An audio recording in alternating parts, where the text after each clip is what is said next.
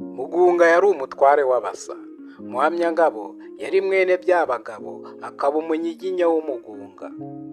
Niwe wari ushinzwe urugo rw'umwami rw'i Kigali rwacungwaga na Musomandera muka Rutarindwa. Ndagusuhuje. Niba aribwo bwa mbere ugeze kuri iyi channel, kanda subscribe, ukanda inzogera kugira ngo n'ubutaha ujye ubonera amateka y'u Rwanda ku gihe. Kanda like niba ukunda ibikorwa byacu. Mugugu wa Shumbusho, Kanjogera, Kabare na Ruhinankiko babanje kumwangisha umwami Rutarindwa. Rutarindwa nawe yemera amabwire, kandi mu by'ukuri bari bagamije kumuvutsa amaboko ya Mugugu wari umukomeyeho anamushyigikiye. Abo bega banashakaga kumutwara intara ebyiri yategekaga, Gihunya na Mirenge yo mu Gisaka, akanabategekesha abamuhagarariye, ariko we agatura mu Burima, aho ni mu Nduga.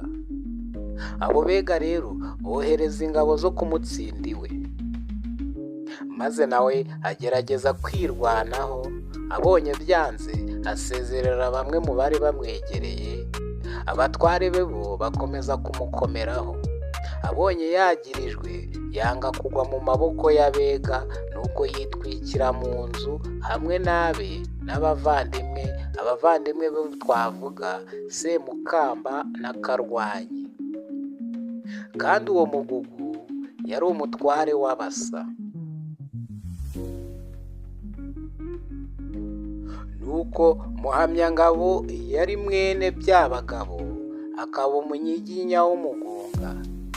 Nawe yari umwe mu bashinzwe urugo rw'umwami rw'i Kigali rwacungwaga na Musomandera muka Rutarindwa. Uwo mugore yagiranye amatiku na Muhamyangabo, yumvisha umugabo we ko Muhamyangabo agomba gupfa, kuko Rutarindwa atanga uwo mutware atanganwa n'abavandimwe be.